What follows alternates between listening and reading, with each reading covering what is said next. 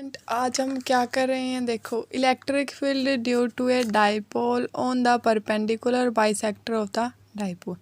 कल हमने क्या किया था, electric field due to a dipole on the axial point के ऊपर। ठीक है, आज हम पढ़ रहे हैं electric field due to a dipole on the perpendicular bisector at a distance x from centre of the dipole. ठीक है, अब देखो इसमें हमें क्या क्या करना है, electric field due to a dipole on the perpendicular bisector of the dipole. सबसे पहले हमने क्या लिया, एक हमने ले लिया -q चार्ज, एक हमने ले लिया +q चार्ज।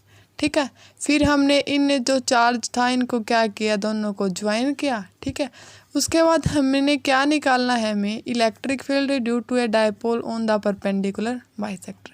फिर हमने क्या किया, इसके ऊपर परपेंडिकुलर डाल दिया। ठीक है, अब देखो जो आपने डाइपोल मूवमेंट किया था वो क्या था, P = Q × 2L। जो आपका डाइपोल मूवमेंट था वो उसको आप P से डिनोट करते थे, वो क्या था आपका एक वेक्टर क्वांटिटी था। ठीक है, वो क्या था, डाइपोल मूवमेंट P = चार्ज × में डिस्टेंस। ठीक है, तो हमने इस पॉइंट से इस पॉइंट तक की डिस्टेंस हमने क्या ले ली, L ले ली। ठीक है, -q पॉइंट से O पॉइंट तक की डिस्टेंस L ले ली। ठीक है, अब जो +q पॉइंट था O पॉइंट तक उसकी डिस्टेंस हमने क्या ले ली, L ले ली। ठीक है, जो -q चार्ज था उसको हमने फर्स्ट चार्ज ले लिया, जो आपका +q चार्ज था उसको आपने क्या ले लिया, सेकेंड चार्ज ले लिया। देखो अब देखो जो -q चार्ज है उसके अंदर आपकी इलेक्ट्रिक फील्ड की जो डायरेक्शन आएगी वो क्या आएगी, इलेक्ट्रिक फील्ड की डायरेक्शन आपके अंदर इनवर्ड आएगी। ठीक है, क्योंकि आपने किया था कि हर एक चार्ज आपके जो चारों तरफ क्या करता है, फील्ड जनरेट करता है। जहाँ पे भी आपको इलेक्ट्रिक फील्ड की डायरेक्शन निकालनी होती है आप वहाँ पे क्या करते हो, एक टेस्ट चार्ज Q0 को रख देते हो। ठीक है, तो देखो ये माइनस का चार्ज और Q0 का चार्ज आपस में क्या करेगा, अट्रैक्ट है, तो इसकी जो डायरेक्शन होगी वो क्या होगी, इनवर्ड। जो E1 इलेक्ट्रिक फील्ड जो किसके द्वारा लगाई गई है, फर्स्ट चार्ज के द्वारा लगाई गई है। ठीक है, अब देखो जो आपके पास +q चार्ज है, ठीक है, उसके अंदर आपकी इलेक्ट्रिक फील्ड की डायरेक्शन क्या रहेगी, उसके अंदर आउटवर्ड रहेगी, क्योंकि जो आपका पॉजिटिव चार्ज होता है ना उसके अंदर आपकी इलेक्ट्रिक फील्ड की डायरेक्शन क्या रहती है, आउटवर्ड रहती है।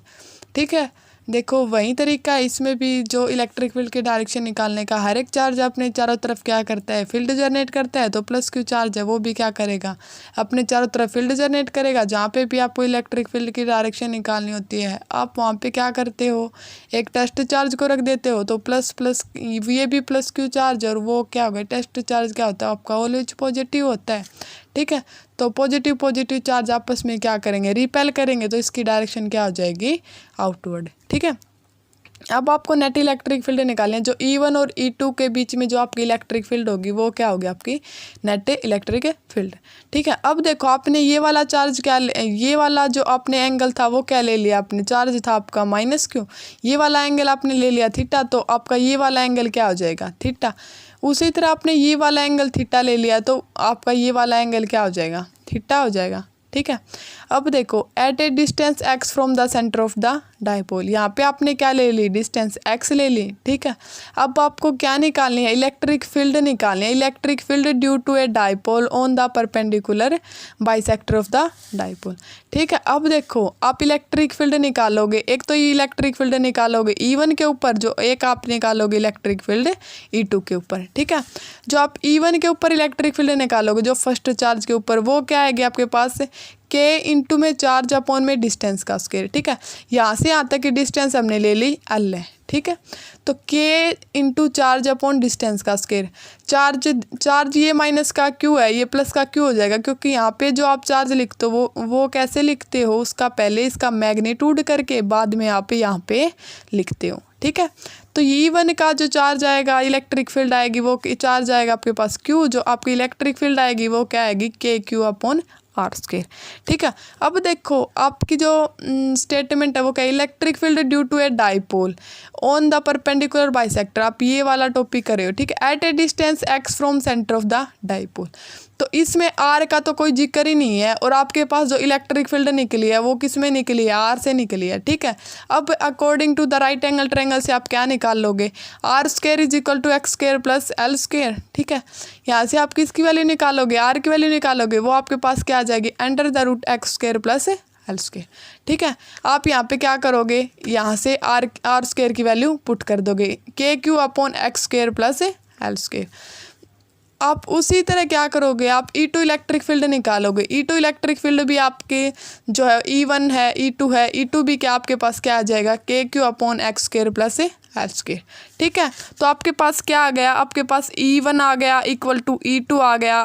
थोड़ी देर के लिए आपने इसको मान लिया वो किसके इक्वल है, E के इक्वल है। ठीक है, अब देखो आपको क्या निकालना है, परपेंडिकुलर बाइसेक्टर में एक तो आपके पास है E2 इलेक्ट्रिक फील्ड, एक आपके पास है E1 इलेक्ट्रिक फील्ड। आपको क्या निकालनी है, नेट इलेक्ट्रिक फील्ड निकालनी है।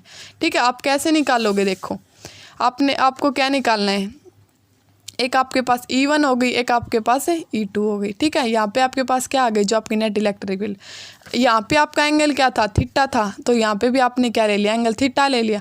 जिस साइड आपका एंगल थीटा होता है ना, उस साइड आपका क्या होता है, क्या आता है, ई कोस थीटा आता है। ठीक है, और जो दूसरी साइड होती है उस साइड क्या आता है आपका, ई साइन थीटा। तो इस साइड क्या आ जाएगा आपका, ई कोस थीटा, थीटा वाली साइड जो आपका ई साइन थीटा था, ई साइन थीटा वो क्या हो जाएगा, नेगलेक्ट हो जाएंगे। ठीक है, दोनों नेगलेक्ट हो गई।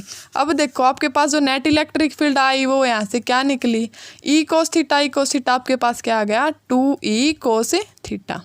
ठीक है, अब देखो आपने E की वैल्यू निकाली थी, आपकी E1 की इलेक्ट्रिक फील्ड की वैल्यू निकली थी, वो निकली थी के Q upon X square plus L square. जो E2 की भी वैल्यू निकली थी वो भी क्या निकली थी आपके पास, के Q upon X square plus L square.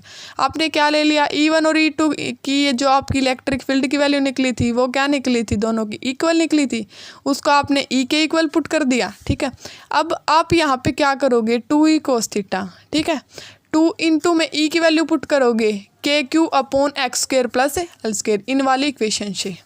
ठीक है, इंटू में क्या था आपके पास, कोस थीटा।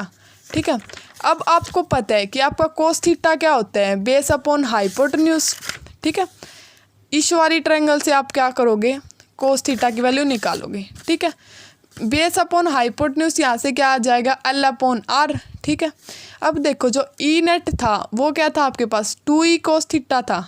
ठीक है, आपने 2 तो आपने क्या ले लिया, 2 ले लिया। ठीक है, आपने क्या ले लिया, बाद में E की वैल्यू पुट कर दी, के Q upon X square plus L square. बाद में आपको क्या करना है, कोस थीटा की भी वैल्यू पुट कर दिया आपने, एल अपॉन आर।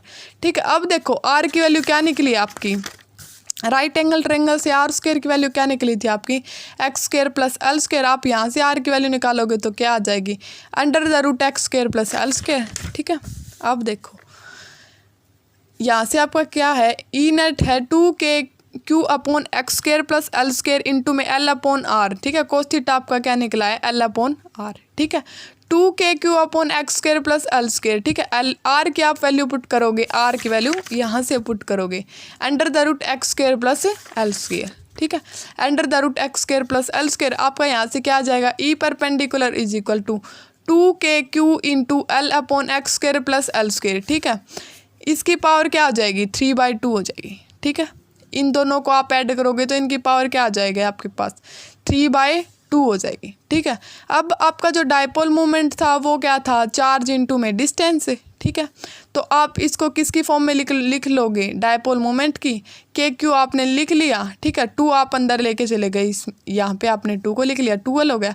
तो Q इंटू 2L आपको पता है क्या होता है, आपका डायपोल मोमेंट होता है। ठीक है, डायपोल मोमेंट आपकी कौन सी क्वांटिटी होती है, आपकी वेक्टर क्वांटिटी होती है। ठीक है, अब देखो x square plus L square की पावर 3/2 वो आपने क्या लिख लिया, एज इट इज़ लिख लिया।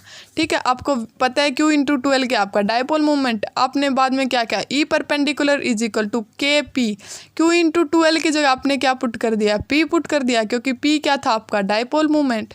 अपॉन में क्या आ गया आपका x square plus L square की पावर 3/2। ठीक है, यहाँ पे जो x की वैल्यू है ना वो क्या है, l की वैल्यू से बहुत बड़ी है। ठीक है, मतलब x की वैल्यू मान लीजिए आपके पास x की वैल्यू है सेंटीमीटर में, लेकिन जो l की वैल्यू है ना वो किस में, आपकी माइक्रोमीटर या फिर नैनोमीटर में है। मतलब ये क्या है, इससे बहुत ज़्यादा छोटी है x से। ठीक है। तो आपकी एल स्क्वायर की वैल्यू किसके इक्वल आ जाएगी, 0 के इक्वल आ जाएगी, ठीक है। अब देखो यहाँ से आपकी वैल्यू क्या निकलेगी, ई परपेंडिकुलर की वैल्यू क्या निकलेगी, यहाँ से निकालोगे एल की वैल्यू तो क्या हो जाएगी 0, एक्स स्क्वायर की पावर 3/2 करोगे तो 2 से 2 कैंसिल हो जाएगा, एक्स की पावर आपके पास क्या बच जाएगी 3 बच जाएगी। तो ई परपेंडिकुलर की वैल्यू आपके पास क्या आ गई KP/x³। तो जो आपका ई एक्सियल निकला था वो क्या निकला था 2KP/x³। जो आपका ई परपेंडिकुलर निकला वो क्या निकल गया KP/x³। तो ई एक्सियल किसके इक्वल आएगा 2 times of the E equatorial, ठीक है। अब देखो आपकी डायपोल मोमेंट की डायरेक्शन देखो, जो डायपोल मोमेंट की जो डायरेक्शन होती है मैंने आपको कल बताया था वो क्या होती है नेगेटिव टू पॉजिटिव, ठीक है। लेकिन जो इसमें जो इलेक्ट्रिक फील्ड की डायरेक्शन है वो क्या है डायपोल मोमेंट से अपोजिट है, ठीक है। इलेक्ट्रिक फील्ड की डायरेक्शन ये वाली है और डायपोल मोमेंट की डायरेक्शन ये वाली है। तो इसमें क्या आ जाएगा, जो इलेक्ट्रिक फील्ड की डायरेक्शन होती है वो क्या होती है अपोजिट होती है परपेंडिकुलर बाइसेक्टर से, ठीक है। तो आप वेक्टर फॉर्म से निकालोगे तो वेक्टर फॉर्म्स में क्या आ जाएगा माइनस साइन आ जाएगा KP/x³। क्यों आ जाएगा, क्योंकि जो आपके डायपोल मोमेंट की जो डायरेक्शन थी वो अपोजिट है किससे इलेक्ट्रिक फील्ड की डायरेक्शन से।